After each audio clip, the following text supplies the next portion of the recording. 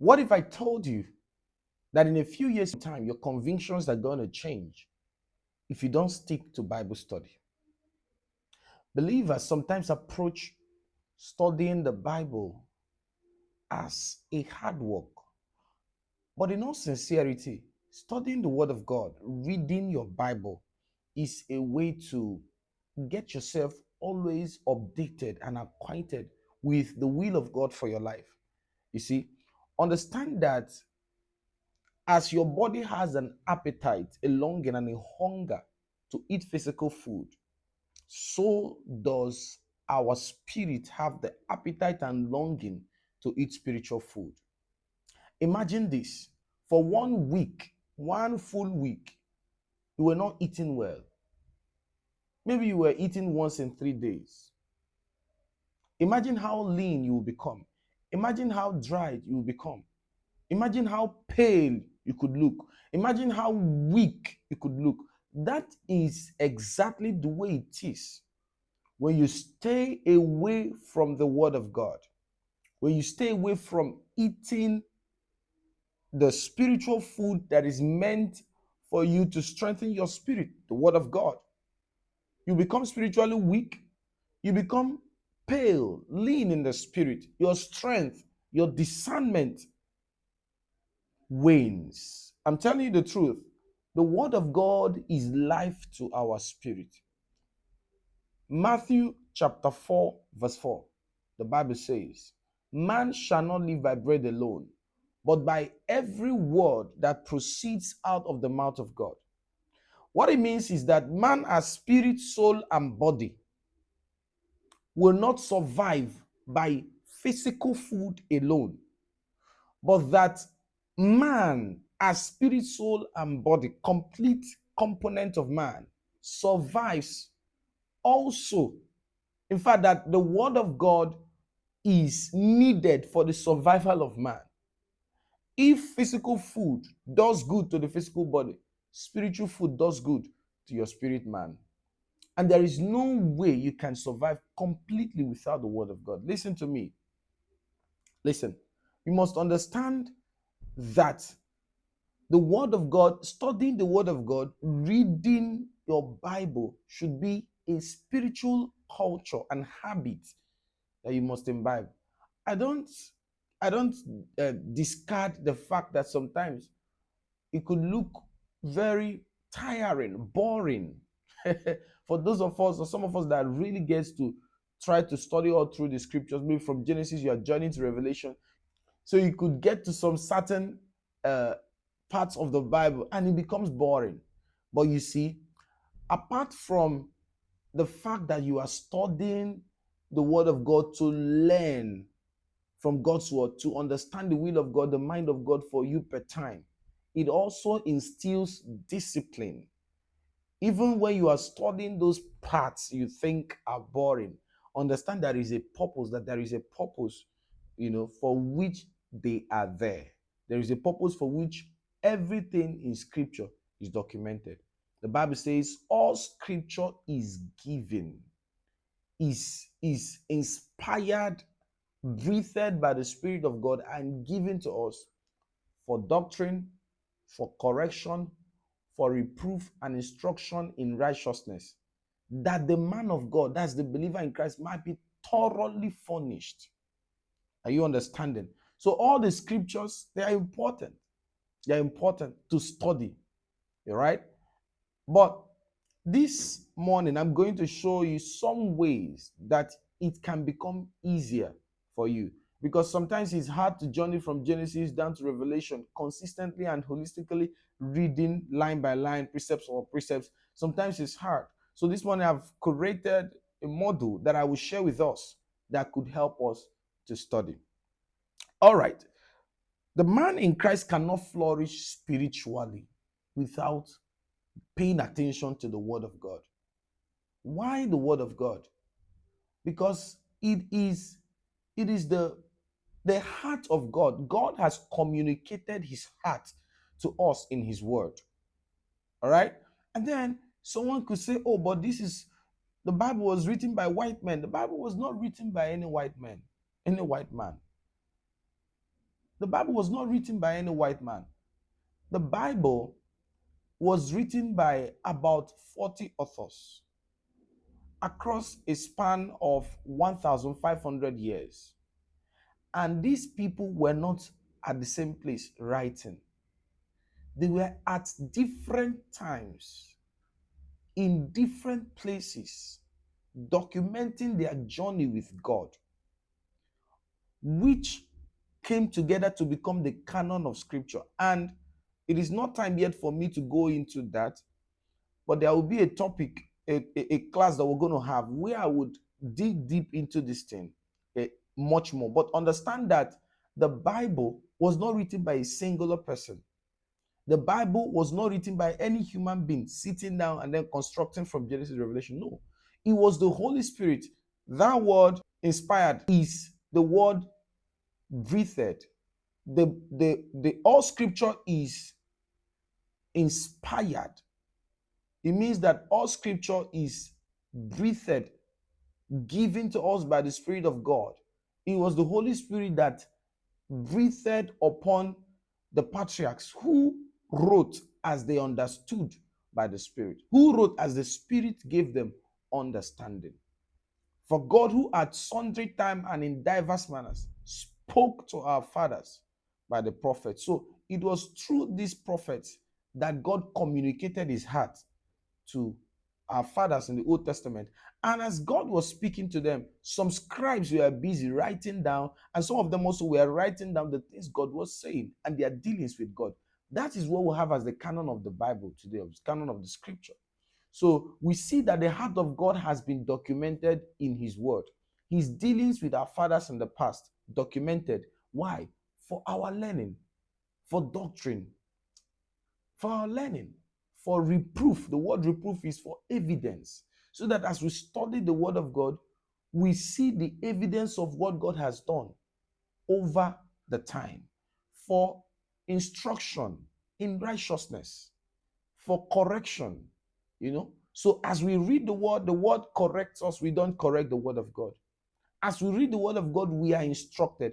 No sane believer should skip their Bible study, over and over and over again. How do you remain sane in this world that is full of, several kinds of ideas, perspectives? You are not aware that you are being schooled, educated by Instagram. You are schooled by TikTok. You are not aware that you are being schooled by some people on Facebook who are sharing ideas and their perspectives that are anti-God and his kingdom. So whenever you come to the word of God, see that you are attending a sort of refreshers class. As you come back to the word of God, it refreshes you. You are reminded again who you are in Christ Jesus.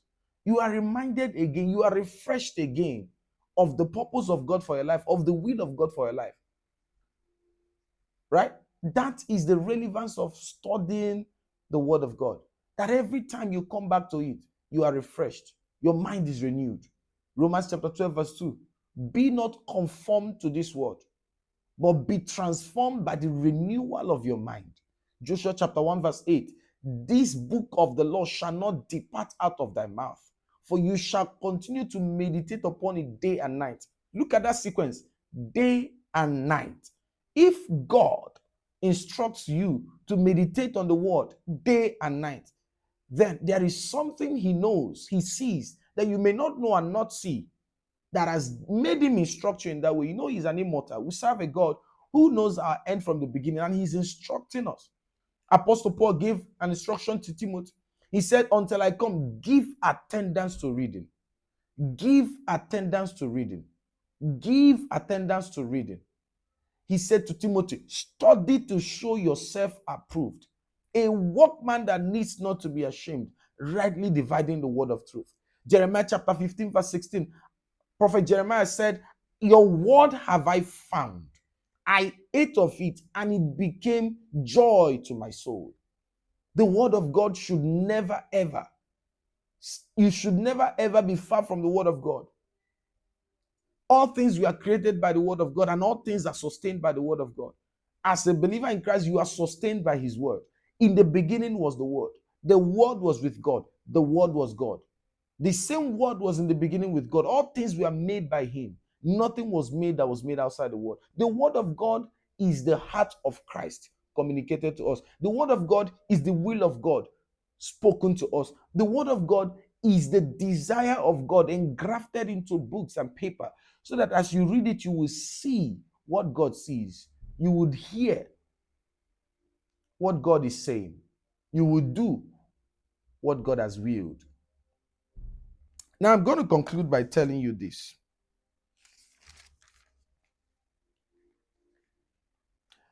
Hosea chapter 4, verse 6. My people perish because of lack of knowledge. Listen to me. It's important that you study the word of God, because ignorance is not innocence. That you are ignorant of what God has done for you in Christ Jesus, which you can only discover by the revelation of his word to you. That you are ignorant of that does not mean that you'll be innocent of the consequences. So you have to pay attention to the word, so that you would have the knowledge of the things that are freely given to you in Christ Jesus. And you will begin to live these things and enjoy it. Because if you are ignorant of it, Satan will make a mess of you.